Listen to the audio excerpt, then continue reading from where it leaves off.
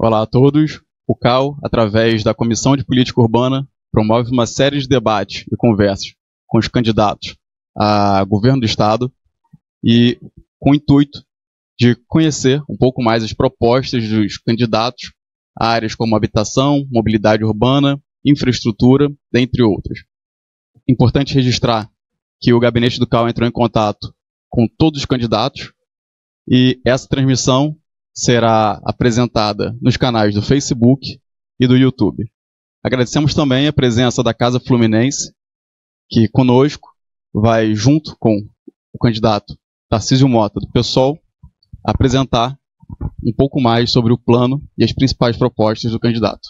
Então agora, passo a palavra ao candidato para suas considerações iniciais e um pouco da apresentação também. Boa tarde a todas e todos. Queria agradecer a CAU por essa possibilidade de estar aqui falando um pouquinho das nossas propostas. Todas as vezes que a gente está em igualdade de condições, isso é muito bom para o eleitor, né? Ou seja, que a gente consegue vencer essa desigualdade que a legislação eleitoral, os recursos eleitorais e muitas vezes o tempo de televisão fazem com que o eleitor muitas vezes não tenha a possibilidade de conhecer todas as alternativas que estão disponíveis em cada processo eleitoral.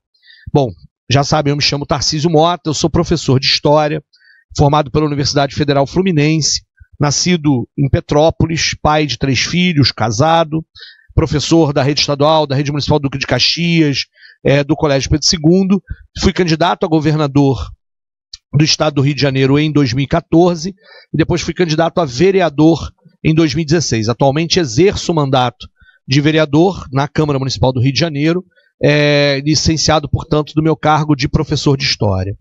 Minha vice-governadora é Ivanete Silva, também professora da Baixada Fluminense, de Duque de Caxias, e nossa candidatura é constituída por uma aliança entre o PSOL, o PCB, o MTST e uma série de outros movimentos sociais que estiveram nos últimos anos na resistência a uma série de processos que levaram o Rio de Janeiro para a atual crise econômica e que levaram o Rio de Janeiro a ser esse estado com muita desigualdade, excludente, autoritário.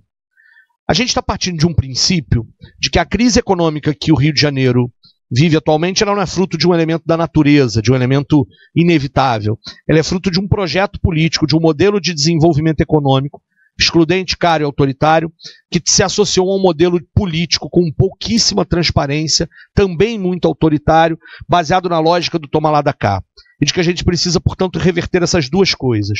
É preciso reverter o conteúdo, né, das políticas públicas para quem se governa, mas também é preciso reverter, modificar completamente a lógica do como se governa. Portanto, é preciso garantir a perspectiva, né, do planejamento como prática, da transparência como regra e da participação popular como método. Portanto, percebendo uma perspectiva de que se moderniza a gestão, democratizando essa gestão, garantindo a participação das pessoas. Um governador não é aquele que, de repente, tem que dirigir todos os elementos, dirigir as pessoas, mas um governo democrático, um governo popular, ele precisa garantir a possibilidade para que as pessoas dirijam-se a si mesmas, precisa radicalizar na democracia, valorizar os mecanismos de participação social e, entre eles, os diversos conselhos de políticas públicas que existem e também os conselhos de entidades, profissionais, etc., que muitas vezes acumulam uma série de conhecimentos que podem e devem ser muito úteis numa gestão democrática para o estado do Rio de Janeiro. Tem muita gente boa fazendo muita coisa boa no Rio de Janeiro. É preciso que a gente consiga conectar essas pessoas e, a partir disso, e não a partir do toma lá da cá da velha política, fazer um governo de forma completamente diferente no estado do Rio de Janeiro. Desse ponto de vista, reduzir o custo de vida, garantir direitos, ter uma política de segurança que substitua a lógica do confronto pela lógica da inteligência e recuperar as finanças públicas a partir, inclusive, do reaquecimento da economia e da geração de emprego, são alguns dos eixos no segundo ponto do que eu falava, que é a questão do conteúdo do governo. Chega de ter um governo que, na verdade, muitas vezes governa com políticas públicas apenas por uma meia dúzia que ganhou muito dinheiro nesse último período. É preciso ter um governo para quem trabalha, para quem vive do próprio trabalho e também para quem está procurando emprego. Esses são os princípios básicos. Vamos aos temas e às perguntas para a gente poder esmiuçar alguns desses elementos. Falando um pouco sobre essa questão de direitos, né? a gente tem cerca de 27% da população que não tem acesso à água tratada e a esgoto. Recentemente, o governo ele abriu para o debate, né, e, de certa forma, tentou lançar um projeto de privatização da SEDAI. Como o candidato enxerga essa questão? A SEDAI não pode ser privatizada de forma alguma. A SEDAI precisa ser utilizada como uma empresa pública que pode ser um dos vetores de desenvolvimento do Estado do Rio de Janeiro sob vários pontos de vista. A Organização Mundial da Saúde já apresentou estudos que demonstram que cada real, ou cada dólar, no caso da OMS, né, mas que a gente pode fazer a correlação aqui de valores, cada real investido em saneamento básico são R$4 a menos de gastos em saúde posteriormente. Portanto, não faz qualquer sentido de que a gente não aproveite a possibilidade da SEDAI, que tem capacidade de contrair ainda empréstimos, tem inclusive dinheiro já disponível, são cerca de R$2 bilhões disponíveis para terminar as obras do Guandu 2, para que a gente possa garantir na região metropolitana, em especial na Baixada Fluminense e no Leste Fluminense, o acesso à água tratada e a esgotamento sanitário para todos os cidadãos. Isso vai reaquecer a economia porque é um importante momento de estímulo, inclusive, ao emprego, é emprego na construção civil, é emprego, portanto, inclusive, como a SEDAI é uma empresa pública, sobre, inclusive, algum controle público para que sejam empregos formais, com direitos trabalhistas garantidos, etc. São empregos que são gerados em regiões onde a desigualdade é muito grande no estado do Rio de Janeiro, na Baixada Fluminense, em São Gonçalo, e etc. E são empregos, obras de infraestrutura que levarão dignidade às pessoas. Os investimentos públicos em obras no Rio de Janeiro no último período foram investimentos que muitas vezes, sem planejamento algum, geraram enormes elefantes brancos. Talvez o exemplo mais bem acabado disso seja o Arco Metropolitano, que prometia trazer algum tipo de desenvolvimento para a região da Baixada Fluminense, mas está lá, né, basicamente abandonado, sendo espaço inclusive de assaltos apenas daqueles postes que também foram alvo de corrupção muito grande.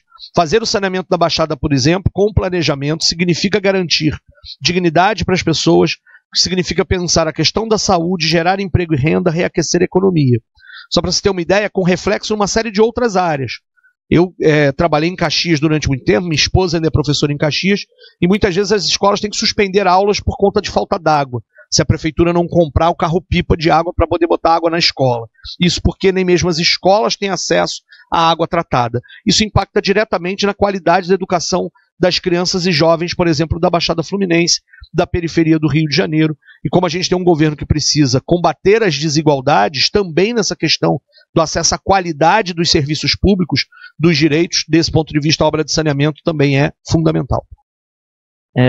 Puxando o gancho do saneamento e pensar as promessas que já foram feitas para a Baía de Guanabara, por exemplo, a despoluição dela, a recuperação desse ativo metropolitano, bastante simbólico, né? Assim como o Arco Metropolitano, esses símbolos na mobilidade e no saneamento precisam de uma governança mais específica.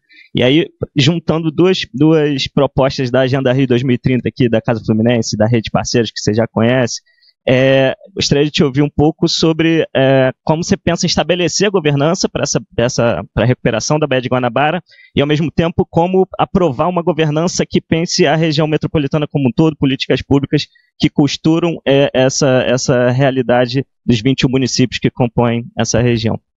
O Brasil está apenas engatinhando nessa discussão, inclusive, da governança metropolitana, na construção de agências que possam ser, inclusive, de articuladoras dos diversos municípios, né? Você tem recentemente uma legislação aprovada na LERJ, mas a grande preocupação que a gente precisa ter para que esta agência metropolitana funcione é que ela não vire mais um espaço de troca de cargos, de loteamento de cargos, do toma lá da cá da velha política. Ela precisa ser uma agência que de fato seja política. Nós não estamos dizendo que ela precisa ser uma agência eminentemente técnica, porque o técnico e o político têm que andar juntos, é preciso haver um projeto, é preciso haver um planejamento, mas é um planejamento feito com o conjunto da sociedade civil, com transparência pública e com a possibilidade, inclusive, de fortalecimento de carreiras dentro dessa própria agência. E aí, deste ponto de vista, a questão da Baía de Guanabara é um dos elementos que precisam ser vistos na dimensão e na escala metropolitana, e não numa escala dos municípios isoladamente. É preciso conseguir finalizar todo o processo da questão do esgotamento sanitário no entorno da Baía de Guanabara, mas ainda vou além. A gente precisa pensar as várias lagoas do estado do Rio de Janeiro, a gente precisa pensar a Baía de Sepetiba, há inclusive outros elementos em que cada uma dessas regiões é preciso ter algum tipo de articulação entre os diversos municípios para que a gente pense em planejamento regional, em desenvolvimento regional. E aí, óbvio, nesse ponto de vista, não só a transparência, como a perspectiva de um contato completo, constante, perene, cotidiano, com os diversos movimentos da sociedade civil que podem contribuir muito com isso. A Baía de Guanabara, né, a desculpa, porque de fato não se despoluiu a Baía de Guanabara, mas a pretexto da despoluição da Baía de Guanabara se consumiu muitos recursos e se gerou poucos direitos. É preciso reverter este quadro, e aí, na verdade, você não pode ter um rabo preso com várias das máfias que, na verdade, levaram, né, pensaram num outro modelo de desenvolvimento. Não há meio ambiente preservado se o modelo de desenvolvimento não é justo socioambientalmente. Esse é um dos critérios para que a gente possa pensar o modelo de desenvolvimento daqui para frente. O foco na região metropolitana, enfim, além de ser um tema caro para a Casa Fluminense, 75% da população do estado reside nela. Então, são questões de desigualdade que aparecem justamente por conta dessa aglomeração. Na campanha passada, enfim, a gente fez um trabalho com o Conselho de Arquitetura, Casa Fluminense, Conselho de Arquitetura e outras entidades, que se chamou Painel de Monitoramento das Gestões Públicas. Então, avaliando nesses 21 municípios quantos haviam entregue seus planos de mobilidade, nesse caso nenhum entregou, planos de saneamento, planos diretores atualizados. Então, também uma proposta aqui da Agenda Rio fortalecer o planejamento municipal e metropolitano. E recentemente também a Câmara Metropolitana, com a consultoria, estabeleceu um plano metropolitano, né, o PDUI, Desenvolvimento Urbano Integrado. Te ouvi um pouco sobre essas questões de planejamento, como você bem citou, enfim, e aí o monitoramento por conta da sociedade civil aqui, organizações dela. Como é que você pensa esse planejamento na escala municipal, ainda que a eleição seja para governador, mas como é que fomenta esses municípios, como é que repensa essa conjuntura de planejamento, transparência, participação também, que esses planos acabam abrindo essa janela? Pois a questão me parece ser que a gente precisa sair do plano onde conselhos, onde espaços de decisão são apenas meras formalidades burocráticas, muitas vezes para ter acesso a verbas, ou para cumprir uma obrigatoriedade, ou para que não se tenha algum tipo de punição, para serem de fato instrumentos de planejamento e governança. Não é preciso ter uma mudança de postura política diante deles. Não só o tema do saneamento, mas você mesmo disse, o tema da mobilidade urbana, o tema da saúde pública, o tema da segurança pública, são temas, sobretudo, metropolitanos, que se a gente não tiver algum tipo de articulação em diversos municípios, uma articulação política, mais uma vez, no pleno sentido da palavra política, né, de somar esforços, de criar iniciativas que possam ter sinergia para um objetivo comum, de um projeto que se constrói para o estado do Rio de Janeiro, a gente não tira o Rio de Janeiro do buraco. A grande questão é que muitas vezes você constrói até mesmo planos muito positivos do ponto de vista do texto do plano, mas eles, por não terem metas claras, por não terem prazos claros e por muitas vezes não terem a possibilidade de depois virarem de fato instrumentos para que os diversos governos ajam sobre a realidade, eles ficam como textos bonitos apenas com relação a isso. Portanto, o nosso compromisso é de fato valorizar os conselhos de políticas públicas, os movimentos, as entidades da sociedade civil, os planos que são construídos com e como o PDUI, né, os planos que são construídos com a sociedade, colocá-los em constante e permanente revisão, e com dessa forma ter a lógica da participação, da transparência como forma, como sentido da própria gestão pública. E aí, nestes pontos, né, inclusive, se me permite, porque eu sei, 75% da população, a região metropolitana concentra uma série de importantes movimentos, mas é preciso pensar, inclusive, também as outras regiões do Estado, que podem e devem ser pensadas regionalmente. Por exemplo, a região dos lagos sofre de um profundo problema de mobilidade urbana naqueles ônibus intermunicipais absolutamente caros, quando você poderia ter inclusive um sistema de transporte sobre trilhos, porque a população transita ali, Araruama, Saquarema, Cabo Frio, Arraial do Cabo, transita muito entre os próprios municípios. Há possibilidade de discussão sobre saneamento, saúde, nos que são os exemplos dos consórcios de municípios, fazer com que isso seja uma prática associada à democracia, ao planejamento e à participação. Falando um pouco de mobilidade, né? A gente tem na região metropolitana ainda, claro que é importante a gente lembrar dos demais municípios que compõem o nosso estado, né? Mas, de certa forma, a região metropolitana é o que serve um pouco de referência para a gente até, de certa forma, comparar um pouco como que está sendo feito aqui e o que pode ser feito no interior. E aí, dentro da questão ainda de mobilidade, a gente tem um deslocamento que, em alguns casos, demora mais de 3 horas, digamos, né, daquele morador que mora no subúrbio carioca em direção ao seu trabalho. E aí eu queria saber um pouco do candidato quais são as propostas, de fato, para melhorar tanto a mobilidade urbana da região metropolitana, quanto algumas intervenções que podem ser pontuais, né, também para o interior do estado. Vou falar, nesse caso, vou centrar talvez mais tempo meio de fato na região metropolitana. Há uma questão aqui que é técnica e uma questão que é política. Nós não vamos resolver as questões técnicas sem resolver primeiro uma questão política. É preciso enfrentar o poder político da máfia que controla o sistema de ônibus no estado do Rio de Janeiro. É preciso retirar poder da máfia dos Barata e seus comparsas, seus cúmplices, o poder político e econômico que eles exercem sobre o conjunto do estado do Rio de Janeiro. E isto é decisivo para que a gente possa, de fato, colocar as questões técnicas onde elas devem ser colocadas, à disposição e a serviço dos direitos da própria população. Porque, de fato, todo tipo de política, mesmo que incipiente, por exemplo, de integração tarifária que nós tivemos no último período no Rio de Janeiro, na verdade, retirou muitas vezes passageiros dos transportes de alta capacidade, de massa, do trem e das barcas, e jogou esses passageiros para o ônibus.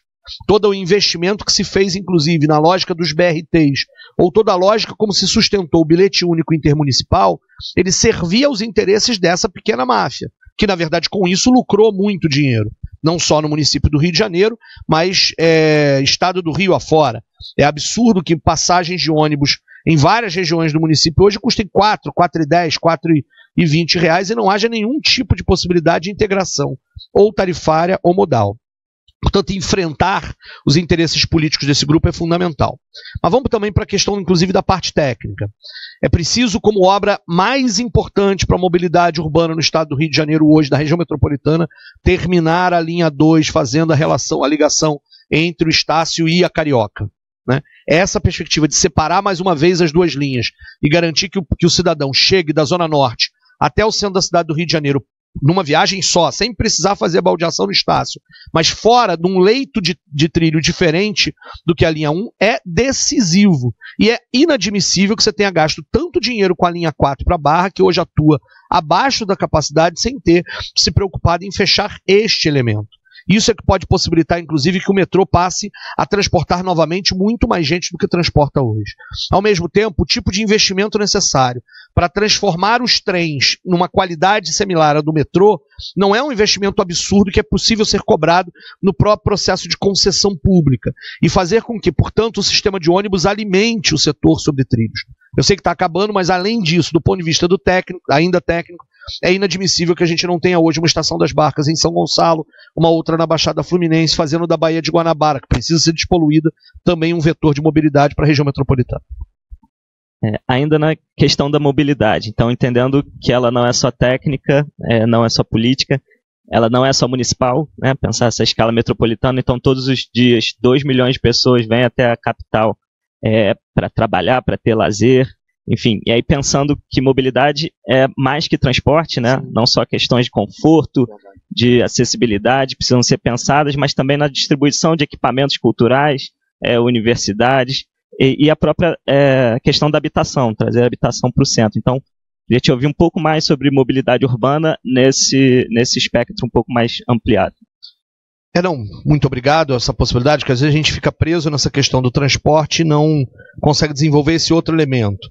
É óbvio que a gente precisa, inclusive, ter uma política planejada para o estado do Rio de Janeiro, que possa construir a perspectiva de circuitos urbanos mais curtos, mais próximos, e que, portanto, você tenha uma política de moradia mais próxima dos locais de trabalho e, ao mesmo tempo, essa distribuição dos equipamentos, não só culturais, mas também de saúde e de educação, para que você possa permitir com que essa coisa se desenvolva mais, né, de uma forma mais policêntrica, e não essa perspectiva que a gente tem no Rio de Janeiro de que, por exemplo, um morador de Queimados e Japeri tenha que demorar tanto tempo para chegar no centro do Rio de Janeiro e tanto tempo para voltar para casa num tipo de deslocamento absurdo.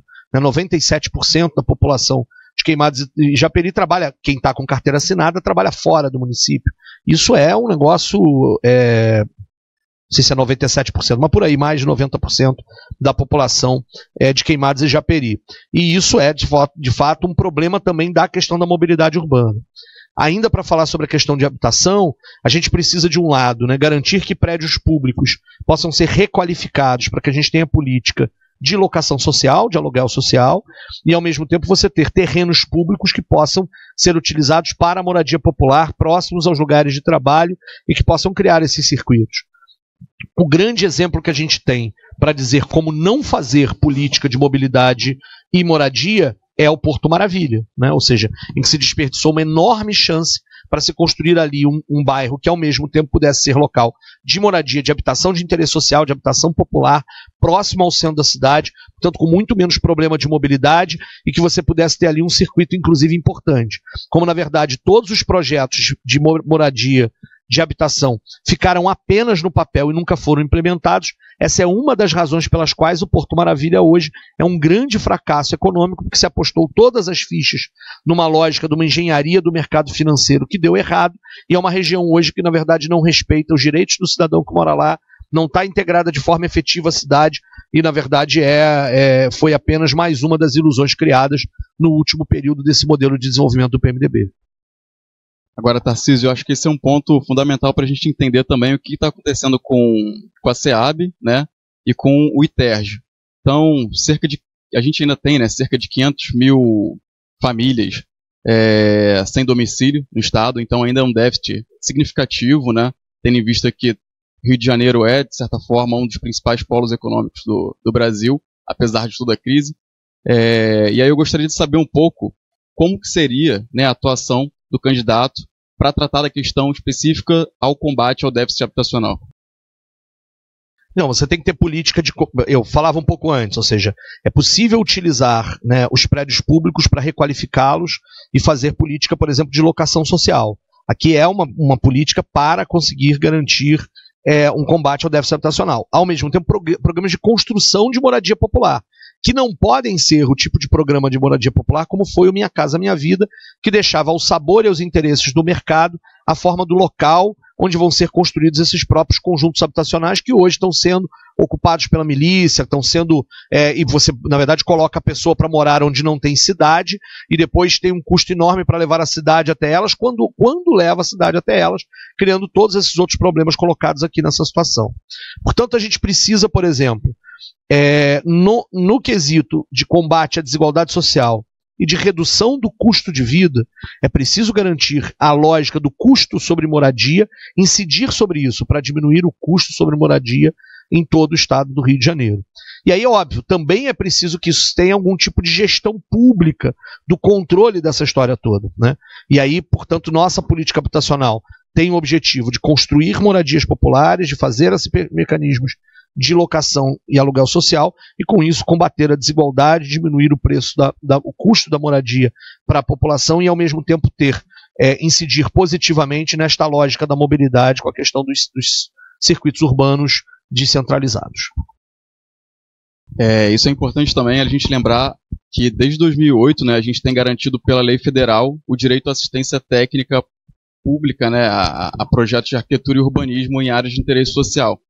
E aí é importante, né, fazer essa costura tanto com a produção habitacional de novas unidades habitacionais mesmo, assim como a questão da mobilidade, mas também, de certa forma, garantir o acesso a essa assistência técnica. E aí como, né, na verdade, desde 2008, a gente completou 10 anos aí de lei e, de certa forma, a gente não viu uma implementação prática dessa lei. E aí eu gostaria de saber um pouco como, né, o senhor pretende tratar essa lei e se existem propostas também nessa área. Eu acho que a gente está, inclusive, lutando para aprovar um projeto da Marielle na Câmara de Vereadores do Rio de Janeiro agora, que é um projeto exatamente sobre isso, que por razões burocráticas, regimentais, não foi aprovado recentemente nas 2 sessões que fizemos para apreciar o projeto da Marielle sobre exatamente essa questão da assistência técnica para moradias em áreas de interesse social. Portanto, é preciso, de fato, disponibilizar dentro de uma Secretaria de Urbanismo a possibilidade de que essa assistência técnica seja oferecida ao conjunto da população, ou seja, fazer o governo ser o intermediário deste processo para que essa assistência técnica chegue e para que a gente possa ter o processo de melhoria das moradias já existentes, e, portanto, melhorando a qualidade e a dignidade das moradias e, ao mesmo tempo, tentando atacar, por outro lado, o déficit habitacional. Então, assim, a perspectiva é fazer cumprir o princípio desta lei, que é dar acesso à população de baixa renda, de uma moradia digna, de qualidade, com assistência técnica para o processo. O que você tem hoje de experiências são experiências, às vezes, que chegam a resvalar sobre esse princípio, mas muitas vezes são populistas, eleitoreiras, como a perspectiva do cimento social do Crivella na capital. Não é disso que estamos falando. Estamos falando de uma outra lógica, de uma lógica, inclusive, muito mais democrática, mais transparente, regulamentada, com dotação orçamentária própria, de forma pactuada com as entidades da sociedade civil para garantir o direito à moradia digna para todos e todas. Mas então a gente já parte do princípio que esses recursos eles estão vindo de algum fundo específico ou não? Teria, digamos, como propor tanto o acesso à assistência técnica, até mesmo novas construções, no caso, e é importante a gente entender de onde, né, viria esse recurso financeiro, tendo em vista todo a crise econômica hoje que se instala no Estado. Nós temos uma convicção muito forte que será possível recuperar a economia do Rio de Janeiro na medida em que você tiver uma política econômica para reaquecer essa economia, fazendo a diversificação da matriz produtiva e o adensamento das cadeias, né, das cadeias produtivas. Portanto, a gente tem uma esperança muito grande que a questão orçamentária do Rio de Janeiro se resolva num curto e médio prazo. Porque a grande questão hoje é você precisa, de um lado, renegociar, rever o regime de recuperação fiscal que está esmagando a economia do Rio de Janeiro. Com isso você já dá um alívio no processo da própria questão das dívidas que deverão ser pagas um pouco mais à frente. E, por outro lado, fazer com que o Rio de Janeiro deixe de ser uma mera plataforma exportadora de petróleo. No momento em que isso aconteceu no modelo de desenvolvimento, a gente teve um problema de receita. A crise financeira, a crise do Estado do Rio de Janeiro, no lado do orçamento público, é uma crise de receita e não uma crise de despesa. E é disso que se trata. Então, o que a gente espera é que o Fundo Estadual de Habitação, de que dotações orçamentárias próprias, que de recursos, por exemplo, que estão vindo do Fundo Estadual de Combate à Pobreza, podem incidir sobre esse tipo de elemento, na situação, inclusive, de população de mais baixa renda e, portanto, do combate à pobreza e combate à desigualdade. Todos esses são elementos, são recursos que podem estar disponibilizados para esse tipo de projeto de política habitacional.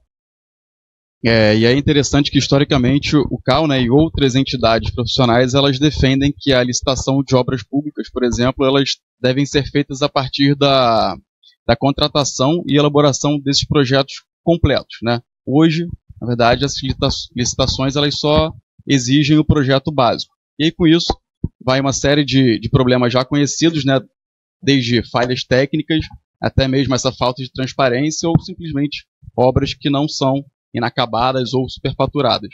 Existe também uma proposta para ir de encontro a essas questões que são... Olha, essas são propostas que vão no sentido daquilo que nós falávamos do como governar, mais do que no sentido do para quem governar. Porque esse é o princípio que nos move na questão da gestão democrática do Estado. Se a gente pega, por exemplo, o acidente, a tragédia da ciclovia Tim Maia, é um excelente elemento em que ali você tinha um projeto básico que foi feito, e foi feito da forma como foi, e no final causou a morte, né, de 2 pessoas, numa perspectiva sem planejamento, sem transparência, sem participação, sem controle social.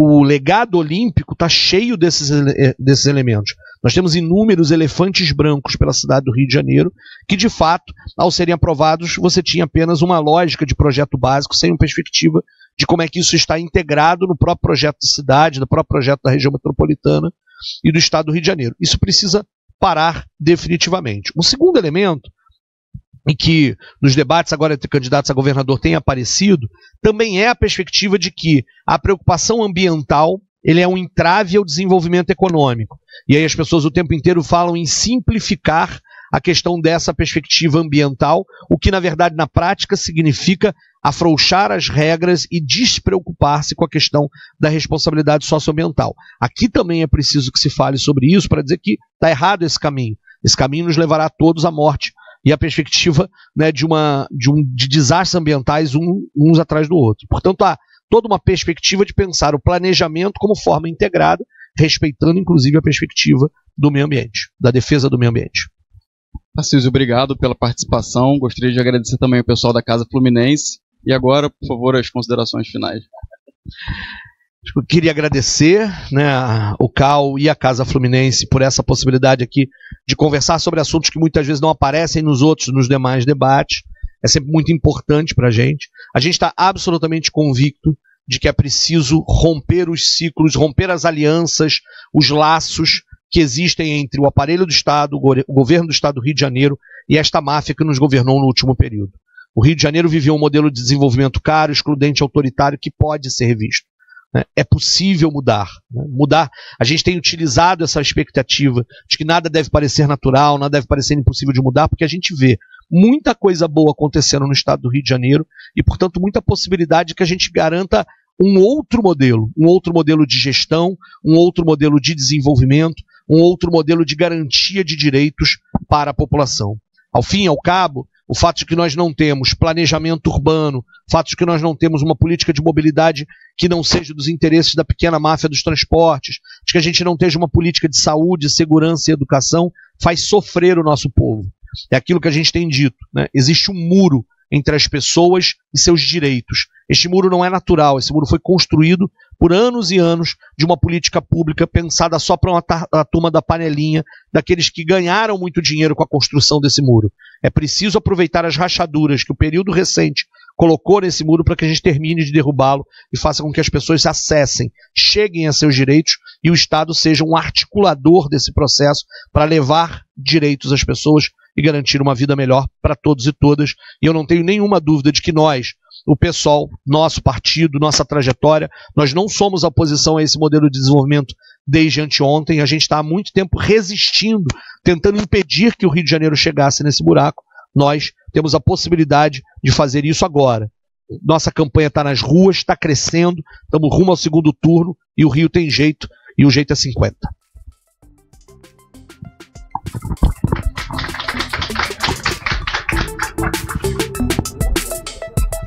Obrigado.